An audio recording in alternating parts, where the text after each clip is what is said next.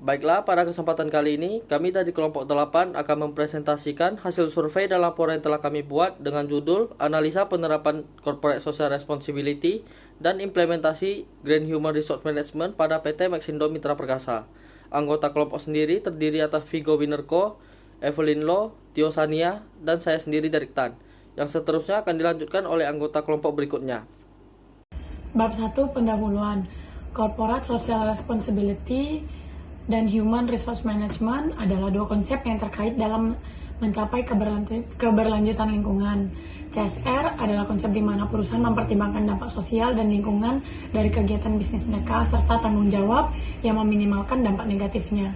Sementara Green Human Resource Management pendekatan manajemen sumber daya manusia yang berfokus pada keberlanjutan lingkungan dan bertujuan untuk menciptakan kinerja hijau perusahaan.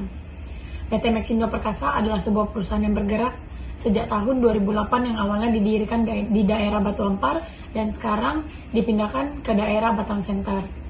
PT Maxindo sendiri bergerak di bidang distributor makanan dengan merek khas mereka Nagos. Selanjutnya itu tinjauan pustaka. Tinjauan pustaka sangat penting dalam membantu peneliti memahami dan menguasai topik penelitian serta menggambarkan pengetahuan yang telah ada sebelumnya dalam bidang tersebut. Selain itu, ini membantu dalam mengarahkan metode penelitian yang akan digunakan dan merumuskan pertanyaan penelitian yang tepat. Isi yang ada di dalam tinjauan pustaka pada artikel ini yang pertama, pengertian secara mendalam, serta manfaat dari Green Human Resource Management. Yang kedua, pengertian secara mendalam, serta manfaat dari Corporate Social Responsibility. Yang ketiga, penjelasan mengenai pemasaran dan strategi 4P, Product, Price, Place, dan Promotion. Yang keempat, pengertian kepuasan pelanggan, karena penerapan GHMR dan CSR yang dapat meningkatkan reputasi perusahaan. Yang terakhir itu penjelasan terkait 5 key stakeholder. Berikut adalah materi-materi yang akan kami gunakan untuk memproses keberlanjutan proyek analisis ini. Selanjutnya ada metode penelitian.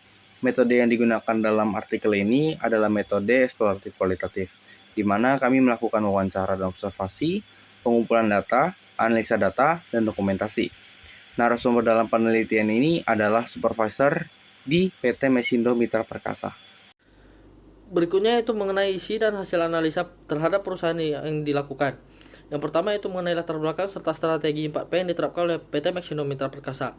PT Maxindo Mitra Perkasa merupakan distributor makanan yang sudah berdiri sejak tahun 2008 hingga sekarang, yang dimana perusahaan berhasil berkembang menjadi salah satu perusahaan distributor makanan terbesar di Kota Batam yang sudah dikenal oleh banyak masyarakat Kota Batam.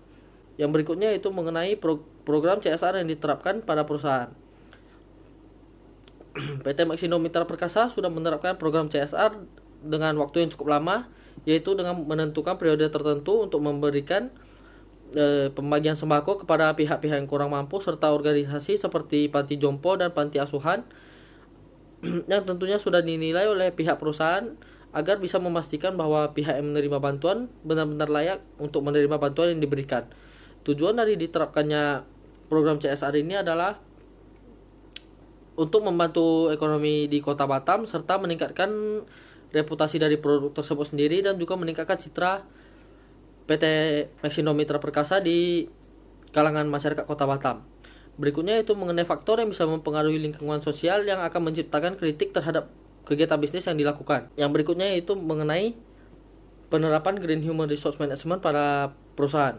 PT Maxindo Mitra Perkasa sudah mulai menerapkan Green Human Resource Management dengan membuat peraturan secara tertulis serta menyediakan tong sampah di berbagai tempat agar lingkungan perusahaan bisa lebih terjaga. Namun menurut hasil survei yang dilakukan, perusahaan belum bisa menerapkan program Green Human Resource Management dengan maksimal agar karyawan bisa membuang sampah sesuai jenis limbah yang kemudian bisa didaur ulang agar lebih menjaga lingkungan masyarakat. Serta perusahaan sebesar Maxindo Mitra Perkasa seharusnya juga sudah memiliki tim khusus yang tujuannya itu untuk melakukan pengembangan terhadap program Green Human Resource Management agar bisa lebih berdampak kepada lingkungan masyarakat, yang dimana hal tersebut tentunya akan meningkatkan citra dari perusahaan di mata kalangan masyarakat. Serta perusahaan juga seharusnya sudah mulai melakukan training terhadap karyawan agar seluruh karyawan PT Maxindo Mitra Perkasa bisa lebih peduli terhadap lingkungan masyarakat. Yang berikutnya itu 5 key question stakeholder management pada PT Maxindo Mitra Perkasa. Sebagai stakeholder utama, Pak Jason merupakan abang kandung dari PT SKS yang dimana melakukan diskusi sebelum membangun perusahaan baru yang kemudian diberi nama PT Maxindo Mitra Perkasa. Dengan menjabat sebagai posisi stakeholder pertama, Pak Jason tentu memiliki kepentingan terhadap perusahaan yang sangat besar. Seperti beliau memiliki kenalan atau menjalin hubungan yang baik dengan orang-orang petinggi seperti di supermarket besar, yaitu contohnya itu pada Top 100 Group, GC Group, dan juga Gogo Group di Kota Batam. Yang dimana hal ini bisa lebih mempermudah perkembangan perusahaan ketika awal dibangun. Kemudian Pak Jason juga merupakan orang yang terkenal sangat rendah hati dan selalu menerima ketika ada karyawan maupun siapapun yang mencarinya untuk berdiskusi mengenai semua masalah yang dialami. Dampak dari Pak Jason sendiri pada perusahaan tentu sangat besar karena setiap keputusan yang akan ditentukan untuk dijalankan oleh perusahaan semuanya harus melalui persetujuan dari Pak Jason. Ketika Pak Jason tidak berada di Kota Batam atau keluar kota, maka hal tersebut juga bisa ditentukan oleh Pak Indra selaku General Manager di perusahaan. Yang dimana kebanyakan dari keputusan yang sudah dijalankan maupun akan dijalankan pada perusahaan, kebanyakan merupakan hasil diskusi dari Pak Jason dan Pak Indra tersebut sendiri.